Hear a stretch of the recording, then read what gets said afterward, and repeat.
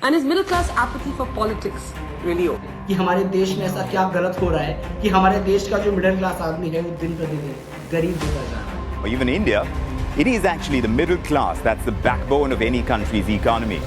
कि वो हजार करोड़ों रुपए अपनी शादी में खर्च कर देते हैं और उसके बाद भी वो रईस ही रहते हैं। ये टैक्सेशन सिस्टम सामान्य मानवीय जीवन पर बोझ अक्सर शाही की लगाम बढ़ती चली जाती, उसमें एक नए तरीके से देख करके रिफॉर्म लाने की दोस्तों सरकार बिल्कुल नहीं चूकती हमसे टैक्स लेने में। अंत में दोस्तों जब सरकार की बारी आती है हमको कुछ बेसिक फैसिलिटीज देने की, तो दोस्तों सरकार पूरी तरह से चूक जाती है। Nothing much for the middle class. Most of the PR. जय बजरंगबली दोस्तों, मैं शुभम चौहान स्वागत करता हूं आपका अपने चैनल में।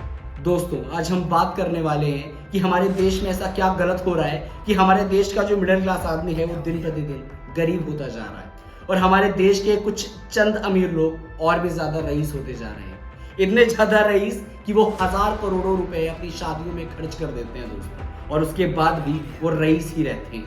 आइए दोस्तों इन सभी मुद्दों पर चर्चा करते हैं इसी वीडियो में, बनी रहिए। तो दोस्तों वो कौन सा कारण है जिसकी वजह से मिडिल क्लास सबसे ज्यादा सफर कर रही है? दोस्तों वो है इन्फ्लेशन का बढ़ते जाना और इस हिसाब से हमारी सैलरी या वेजेस का ना बढ़ना। दोस्तों आप टाइम्स ऑफ इंडिया की रिपोर्ट सुनकर चौंक जाएंगे। हमारे देश में 82% ऑफ द मेल्स और 92% of the females are earning less than 10,000 rupees per month. आप अंदाजा लगा सकते हैं दोस्तों, महीने के 10,000 रुपए से कम कमा रहे हैं 82% ऑफ द मेल्स और 92% ऑफ द फीमेल्स हमारे देश में। 10,000 से कम में उनको गुजारा करना पड़ रहा है और दोस्तों लगभग मैं मेजॉरिटी की बात कर रहा हूँ। दोस्तों इतने पैसों में उनको प्राइवेट हॉस्पिटल्स भी जाना होगा, उनको प्राइवेट स्कूल्स भी जाना होगा। प्राइवेट हॉस्पिटल्स के चार्ज की आप बात करो तो वो लाखों से शुरू होते हैं दोस्तों, और कुछ महीनों अगर इलाज चल जाए किसी गरीब का तो वो कई लाख में पहुंच जाता है। अब आप सोच के देखिए 10,000 रुपये महीने वाला व्यक्ति क्या इसको अफोर्ड कर सकता है।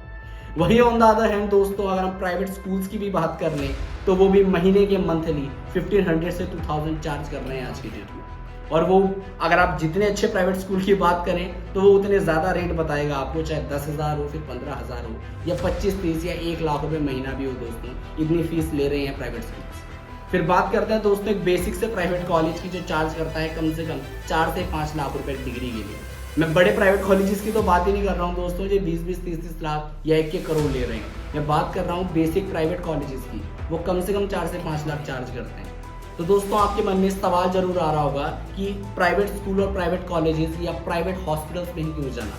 हम सरकारी स्कूल सरकारी हॉस्पिटल्स में भी तो जा सकते हैं जहाँ पर ये सभी फैसिलिटीज़ हमको फ्री ऑफ कॉस्ट दी जाएंगी, ऐसा गवर्नमेंट वादा करती है। तो दोस्तों मैं आपको बता दूं कि हमारे देश के गवर्नमेंट स्कूल्स और गवर्नमेंट हॉस्पिटल्स की हालत इतनी ज़्यादा गंदी है कि उनमें कोई भी व्यक्ति चाहे वो 10,000 से कम ही क्यों ना कमा रहा हो वो अपने बच्चे को नहीं भेजना चाहता। दोस्तों बात करते हैं हमारे देश के सरकारी स्कूलों की। दोस्तों हाल ही में दिल्ली हाई कोर्ट ने फटकार लगाई है दिल्ली के सरकारी स्कूलों को कि आप लोग बेसिक फैसिलिटीज़ नहीं दे पा रहे हैं बच्चों को। उसमें दोस्तों ना तो टीचर प्रोवाइड किए जा रहे थे, ना ही बेसिक फर्नीचर दिया जा रहा था बच्चों को, और ना ही किताबें दी जा रही थी बच्चों को। और दोस्तों ये कंडीशन है दिल्ली की, और दोस्तों दिल्ली के सरकारी स्कूल हमारे पूरे देश के सबसे अच्छे सरकारी स्कूलों में गिने जाते हैं।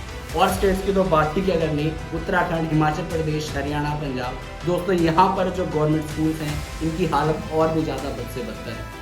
दोस्तों द इकोनॉमिक टाइम्स के सर्वे को पढ़िए, यहाँ पर इन्होंने साफ साफ बताया हुआ है कि हमारे देश में 5 में से हर 4 सरकारी जो अस्पताल हैं उनकी स्थिति बद से बदतर है और बिलो द बार है, मतलब बहुत ही ज़्यादा खराब है। दोस्तों वहाँ पर बेसिक पैरासीटामोल वगैरह रखी मिल जाएगी आपको, ना तो इंजेक्शन मिलेंगे और ना ही डॉक्टर्स मिलेंगे। दोस्तों इतना खराब इंफ्रास्ट्रक्चर रहता है सरकारी अस्पतालों का कि दोस्तों मजे की बात तो ये है कि हम 20 रुपए का चिप्स खरीदें, 10 रुपए की डेयरी मिल्क या फिर 1 रुपए की टॉफी, दोस्तों हम हर आइटम के थ्रू तो सरकार को टैक्स दे रहे हैं। दोस्तों सरकार बिल्कुल नहीं चूकती हमसे टैक्स लेने में, चाहे वो इनकम टैक्स हो या किसी और चीज़ का।